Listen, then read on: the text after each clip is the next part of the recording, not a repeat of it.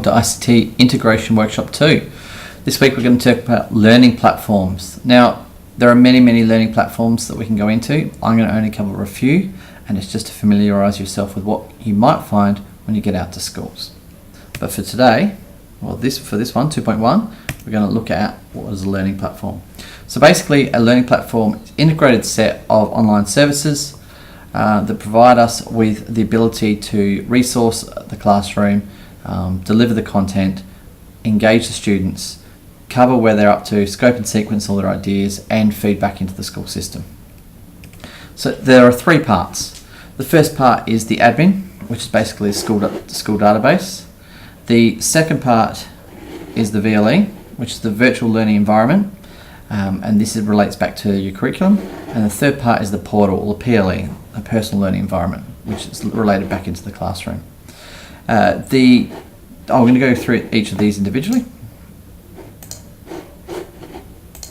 So, the admin. The admin is a school database. It's where you can put in your absentees, you can look for students or parents, you put in your behaviour management and reports, and all your records are there as well. The admin is what is really going on in the background. Some schools don't believe they have a learning platform at all. Platform meaning all three are actually involved. But a lot of schools will just have an admin system. So it's where you put everything and all your data.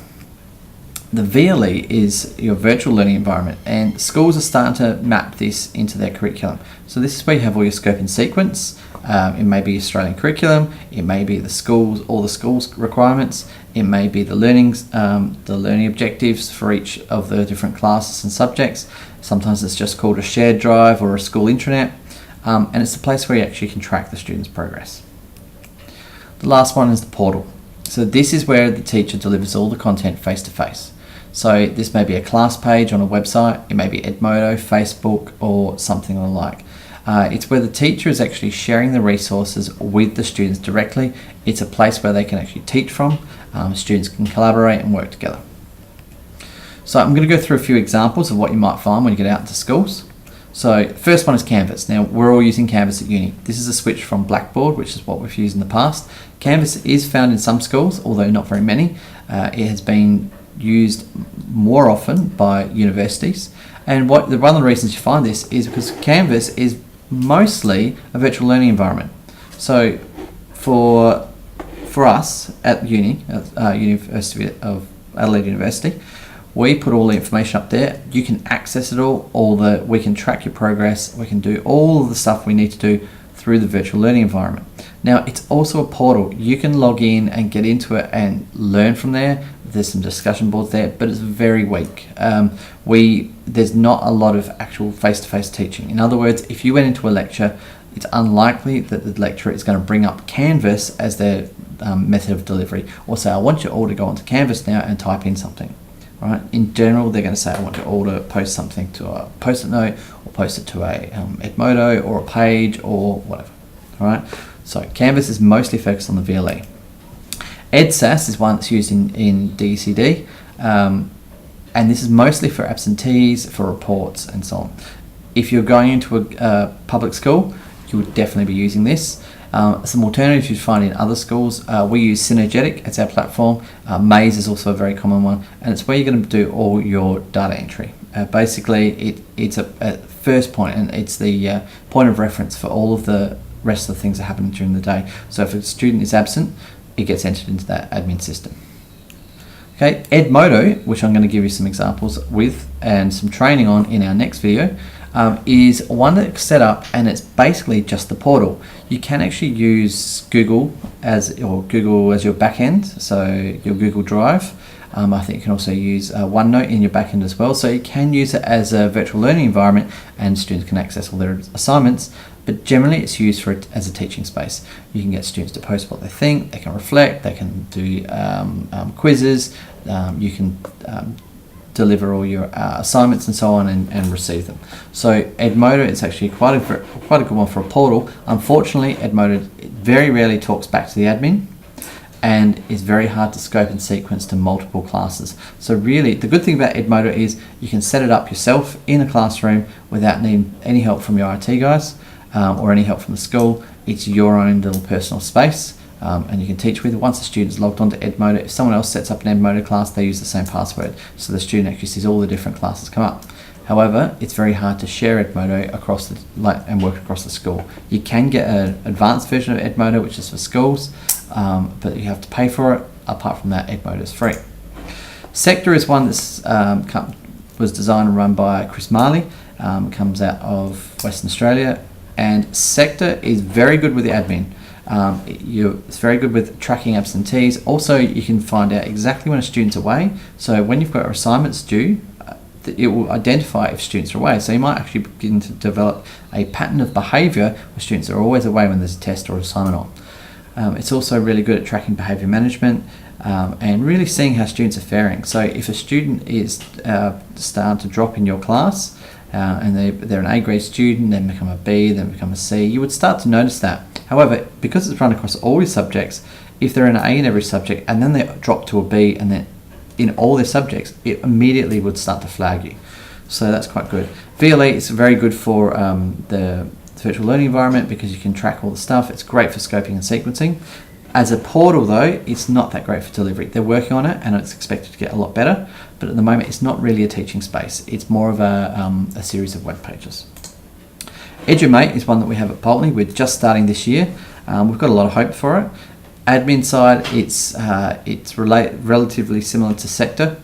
You can do all your absentees in there, and you'll be able to do your reports in there. VLE has the ability to set up your courses that you want to do, and then tie it into the Australian curriculum and identify these are the different things I want to do for this chemistry section.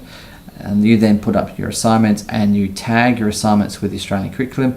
As you get to the last assignment for the unit, the Edumate will then go in and say, hang on a second, you've actually missed this part of ACARA that you've suggested you're going to use. Do you want to take it out of this unit, or do you want to go and edit one of your assignments? So it's very clever in that way. Again, as a portal, it's not fantastic. We're still in the initial stages of using it. There are some schools that are using it quite well, but again, it's more about using it as a teaching space or a web page. Okay, so Facebook can be used as a teaching space. So this is really just a portal. I've got here Teachers of Adelaide, which is an actual web page. This was initially started by Jamie Hibbert, who's a friend of mine. There is now currently about 3,000 or 4,000 members. It's a closed group. If you're a teacher and you're asked to join, you're more than likely going to be added. Now, I've seen one of the schools is Eynesbury, who are using Facebook. You're not friending the students, you're actually adding them as a Facebook page. So you're creating, say, a psychology page on Facebook. Students can access that page, but they're not friends with the teacher. So you're keeping out of that level of privacy. Many years ago, when they had the swine flu come through, the Facebook page on Eynesbury allowed the students to continue to work even though they were out of school for a week or two. The whole entire school was closed. So you can use it. It's a portal more so than an actual learning platform. And down here, I've got an example and a link that you can use which demonstrates how you can set up Facebook for your class. Edmodo, which we're going to go through in a little while, and this is the student teachers one I've set up for 2017. You're going to all have to get on here, and you're going to have to set up your own groups and set up your own class. It's very, very simple to use. The reason why I'm getting you to use this one, as I said, it's free. It's easy for you to set up yourself, and it's very, very simple.